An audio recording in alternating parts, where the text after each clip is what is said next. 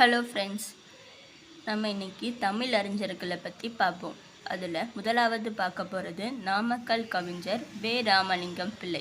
அவங்கள பற்றி பார்க்கலாமா? இவங்களோட இயற்பெயர் வே. ராமலிங்கம். இவர் பிறந்த ஊர் நாமக்கல் மாவட்டத்தில் உள்ள மோகல்னூரில் பிறந்தார்.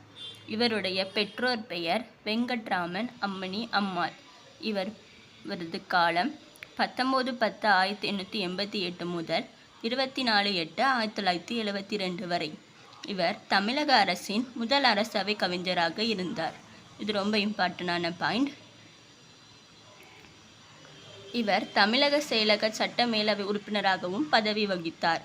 இவருக்கு நடுவண் அரசு பத்மபூஷன் விருது வழங்கி சிறப்பித்தது.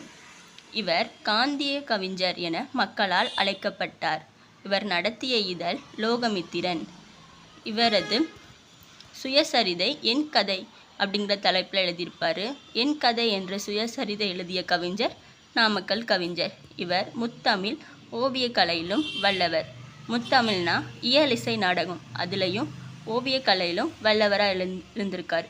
இவர் முதலாக வரைந்த ஓவியம் ராமகிருஷ்ண பரமஹம்சர். இவர் ஜார்ஜ் மன்னனுக்கு பாரத மாதா முடிசூட்டுவது போல படம் வரைஞ்சி தங்க பதக்கத்தையும் பெற்றிருக்காங்க. இவர் 1932 நடைபெற்ற உப்பு சத்தியாகிரகத்தில் பங்கு பெற்றதுனால 1.5 ஆண்டுகள் சிறை தண்டனையும் பெற்றார். இவருக்கு சாகித்ய அகாடமியில் தமிழ் பிரதிநிதியாகவும் பொறுப்பு வகித்தார். இவர் பாரதியாரால் பலை பாண்டியா நீ ஒரு புலவர் என்பதில் ஐயமில்லை அப்படிங்க பாராட்டும் பெற்றிருக்காங்க.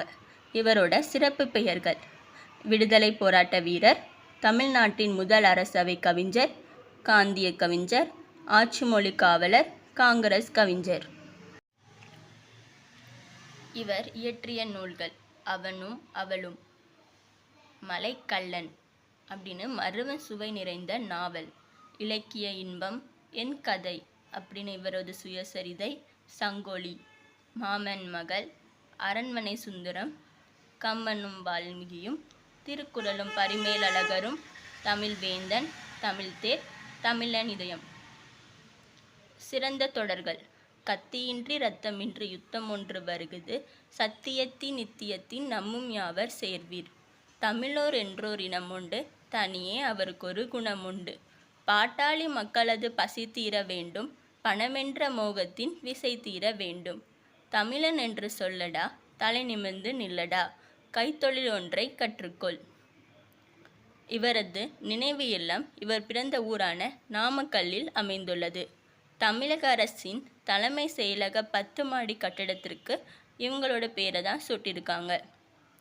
இவரை பற்றி ஒரு புகழுரை: திலகர் விதைத்த வித்து பாரதியாக முளைத்தது, காந்தி தூவின விதை நாமக்கல் கவிஞராக தோன்றியது.